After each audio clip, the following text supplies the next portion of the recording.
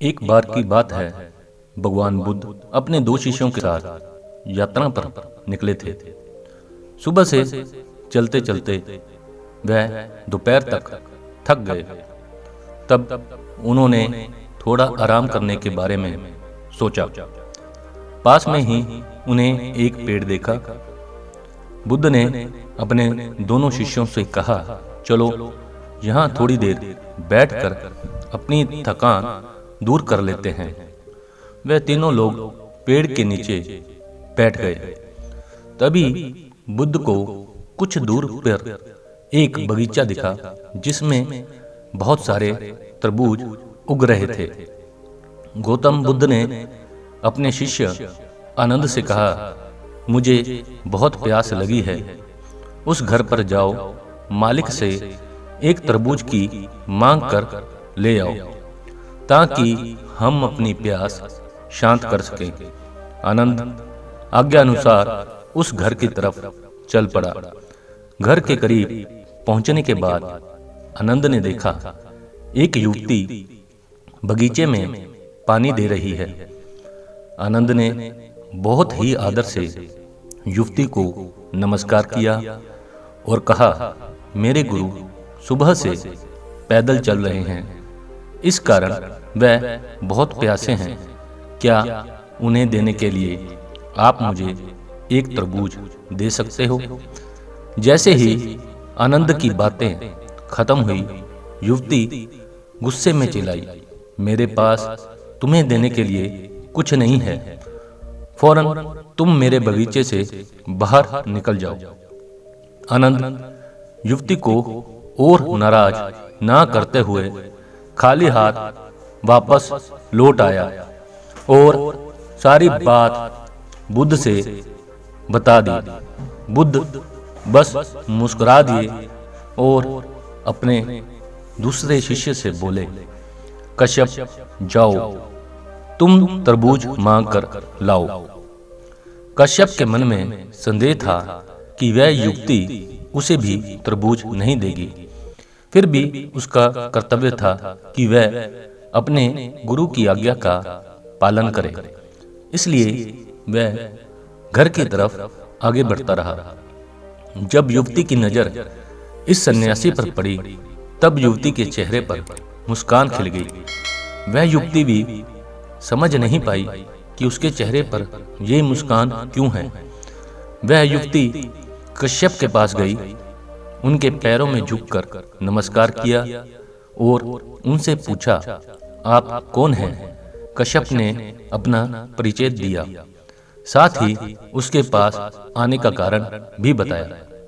युवती उन्हें आदरपूर्वक बगीचे में ले गई।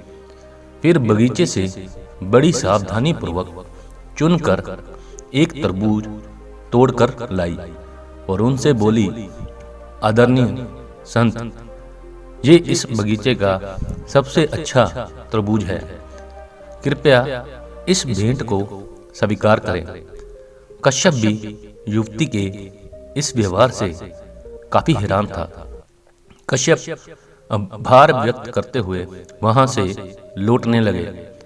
आनंद ने देखा कि कश्यप एक बड़ा तरबूज लेकर लौट रहा है।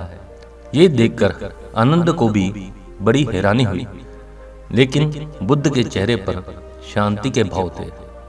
दोनों शिष्य बुद्ध से कुछ पूछें इससे पहले बुद्ध ने कहा, चलो मैं आपको एक कहानी सुनाता हूँ। बहुत पहले दो साधु एक यात्रा पर थे। वह दोनों काफी अच्छे दोस्त भी थे। गर्म दिन और तेज धूप में वह सुबह से चल रहे थे, जिससे वह प्यास और थकान से भर गए। तभी अचानक उनकी नजर सड़क के किनारे मरी हुई बिल्ली पर गई। उस बिल्ली के शव से तेज बदबू आ रही थी।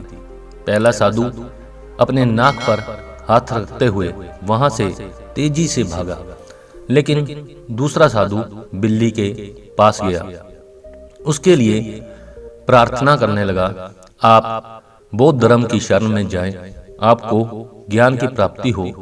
दोबारा आपका जन्म किसी बेहतर जगह पर हो। प्रार्थना समाप्त करके साधु ने अच्छे से एक गड्ढा खोदा और बिल्ली को दफनाकर आगे बढ़ गया। आखिरकार एक दिन बिल्ली का इंसान के रूप में जन्म हुआ। आप अभी जिस युवती से मिले हैं वह वही बिल्ली थी जिसका इंसान के रूप में जन्म हुआ है। आनंद, आप पिछले जन्म में वह साधु थे जो बिल्ली से दूर भाग गया था।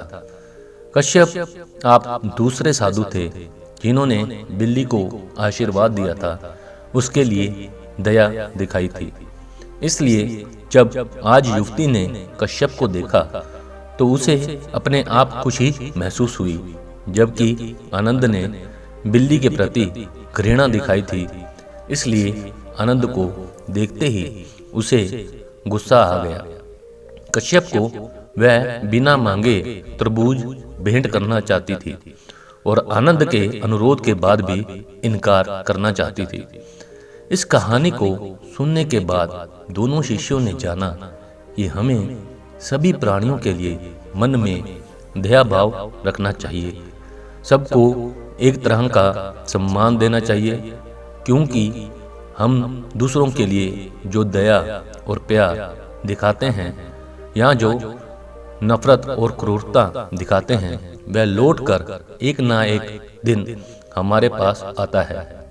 दोनों शिष्यों को इस कहानी को सुनने के बाद महान सीख प्राप्त हुई।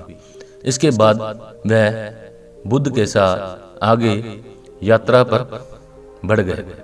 तो दोस्तों, इस कहानी से यही सीख मिलती है कि हमारे कर्म एक ना एक दिन लौटकर हमारे पास आ ही जाते हैं, चाहे वह अच्छे हों या बुरे हों।